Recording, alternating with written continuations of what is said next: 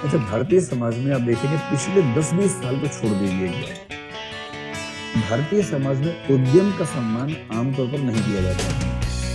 अगर आप उद्यमी बनना चाहें तो आपका अपमान हो जाएगा। लेकिन अरे यार क्या करते हो यार, एक सरकारी नौकरी करो, किरानी बनो, किरानी क्लर्क बनो, क्लर्क क्या अपना काम करोगे।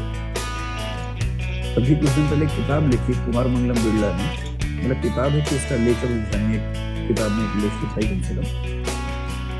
उसने यही बताया कि पिछले 50 साल से उद्यम की दुनिया में होते हुए सबसे बड़ा संकट हमेशा ये रहता है कि उद्यमी को बार-बार साबित करना पड़ता है कि वो गंदा आदमी नहीं है। और इसकी तुलना करके देखिए वेस्टर्न यूरोप या अमेरिका के साथ।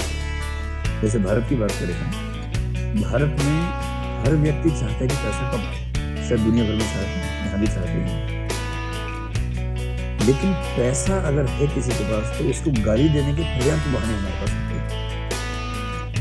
बेशक उसके पीछे कुंठा हो हमारी, बेशक हमारी ईर्ष्या, बेशक जलन हो, पर रात दिन गालियां उसको देंगे। और समाजवाद का मूल्य जो नेहरू जी ने अप्लाई किया उसके बाद ये और होना शुरू हो गया, क्योंकि मार्क्स साफ कहता है कि संपत्ति चोरी है। और कार्ल मार्क्स ने ये मूल्य खुद एक दो विचारकों से सीखा था और उसके बाद से सीधा बोलना शुरू किया कि संपत्ति चोरी है, ये जो प्रॉफिट है, डिविडेंड है, ये चोरी है। ये मार्क्सियन एथिक्स जो है, सोशलिस्ट एथिक्स जो है, नेहरू जी के माध्यम से वो भारतीय समाज के परिवेश में ऐसा घुला कि उसने उद्यम की रीढ़ तोड़ दी। नेहरू जी के हजार योगदान है, नेहरू जी बहुत महान आदमी है, कोई किंतु परंतु की बात नहीं है। लेकिन उन्हीं नेहरू जी की थॉट ने पूंजीवाद या उद्यम के विकास की रीढ़ तोड़ दी। ये भी इतना ही बड़ा सच है।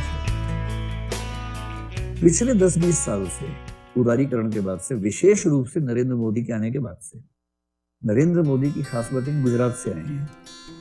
और गुजरात उद्यमियों का राज्य है, वहां उद्यम का बहुत महत्व है।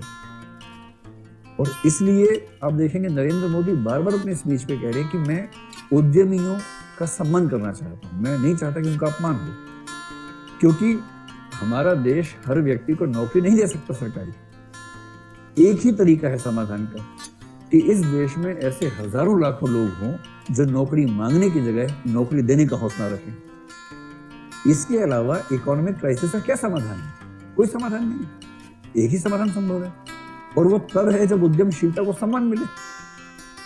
किसी भी देश में लोग वही करना चाहेंगे जिसको सम्मान मिलता है। धन एक पक्ष है, पैकेज का एक पक्ष धन होता है, केवल धन नहीं होता। अगर केवल धन से होता तो शायद वेश्यावृत्ति भी बहुत सफल व्यवसाय होता, क्योंकि हो सकता है कि उसमें धन बहुत ज्यादा मिल जाए किसी को, और जब पता है कि इसमें सम्मान बिल्कुल नहीं है, अपमान ही अपमान है, तो फिर क्यों करना चाहेगा। तो धन और कभी कभी उसके बराबर, कभी कभी उससे ज्यादा सम्मान की भावना, ये मिलकर तय करती है कि आप क्या बनना चाहेंगे। आईएएस बनने की प्रेरणा में धन से ज्यादा सम्मान की भावना काम करती ही है। और आप सब लोग जब उस उद्देश्य में आए हैं तो इसका मतलब है कि सम्मान का भाव केंद्र में है ही। उद्यम तो सम्मान नहीं था हमारे देश में, और इसलिए उद्यम की ऐसी तैसी पड़ी थी। और अमेरिका में देखिए, वहां सम्मान केवल उद्यम का है। जो व्यक्ति वहां स्टार्टअप शुरू करता है ना, उसको भगवान समझते हैं लोग। पूछते हैं 12वीं के टॉपर से कि भाई तूने पूरे देश में टॉप किया, क्या करोगे भविष्य में? सबका एक ही जवाब, स्टार्टअप, अपना उद्यम। 2 साल नौकरी करूंगा या करूंगी, उसके बाद अपना उद्यम करूंगा या करूंगी। वहां का सपना है ही नहीं नौकरी करना। और यहाँ किसी टॉपर से पूछो क्या करोगे, आईएएस या जज या ये या पुलिस, नौकरी करेंगे। और पिछले 5-7 साल में आप देखेंगे स्टार्टअप को जितना प्रमोट किया जा रहा है, ये पहली बार हमारे समाज में हो रहा है कि उद्यम करने वालों का सम्मान हुआ है। और मैं अपने परिवेश में देखता हूँ कि जो छोटे बच्चे आजकल हमारे परिवार में आसपास हैं, उनका सपना बदल गया है। हमारे परिवेश के बच्चे जो नौकरी पेशा परिवारों के बच्चे आमतौर पर हैं, उनमें से भी कम 50% से ऊपर आजकल कहते हैं कि स्टार्टअप करेंगे। 2-4 हैं क्या आईएएस बनेंगे, लेकिन अधिकांश का भी है कि स्टार्टअप करेंगे। और मेरी व्यक्तिगत राय में ये एक बहुत सकारात्मक परिवर्तन हमारे समाज में है, क्योंकि बिना उद्यम के आप उस आर्थिक संकट का समाधान कर ही नहीं सकते जो हमने हजारों सालों की परंपरा में इकट्ठा कर लिया है। तो क्या तरीका है, कैसे करेंगे? तो जब तक ऐसे मूल्य नहीं होंगे जो आर्थिक समृद्धि को बढ़ा सकें, तब तक कैसे होगा। और अब इसमें लिखिएगा कि वर्तमान भारतीय समाज इस मामले में उद्यमिता या उद्यमशीलता के मूल्य को पहली बार बढ़ावा दे रहा है, जो अपने आप में सम्मान की बात है। और इस मामले में हमारे वर्तमान प्रधानमंत्री की जितनी तारीफ की है उतनी तारीफ कम है। उन्होंने सच में इस पर खूब काम किया है। इस मामले में अब तक किसी पीएम ने इतना काम नहीं किया जितना इन्होंने किया है। और अमेरिका की एक देखिए, अमेरिका चाइना की तुलना बहुत लोग कर रहे हैं आजकल कि चाइना भी इतना ग्रोथ कर रहा है, वो कर रहा है। सच बात यह है कि अमेरिका और चाइना में उतना ही अंतराल है जितना चाइना और बुरुंडी में है। बुरुंडी देश का नाम है, समझ गए? इतना अंतराल है। और ये अंतराल कहाँ है? ये अंतराल 2 पॉइंट्स पे आता है। पहला, उद्यमशीलता का मूल्य। दूसरा, उद्यमशीलता के विकास की परिस्थिति। अमेरिकन यूनिवर्सिटीज में उद्यमशीलता का मूल्य जिस तरह से प्रमोट होता है, सिखाया जाता है, चाइना उसके मतलब आसपास भी नहीं, कोसों दूर है उससे। और इसलिए जिन व्यक्तियों ने इन दोनों देशों में काम किया उनसे आप बात करके देखिए, वो बताएंगे कि कोई तुलना ही नहीं। वहां तो हवा में उद्यमशीलता है, हर व्यक्ति उद्यमशील होना चाह रहा है। और इसलिए जितने नए उद्यम हो रहे हैं बड़े बड़े, उनमें से अधिकांश अमेरिका में हो रहे हैं। किसी भी क्षेत्र में देख लीजिए। इसकी वजह केवल उनका पैसा नहीं है, उतना पैसा तो कई देशों के पास है कि वो मैनेज कर सकते हैं। तो वैल्यू सिस्टम कहाँ से लाएंगे, इंसेंटिव कहाँ से लेते हैं? इसके बाद एक प्रश्न ये आ सकता है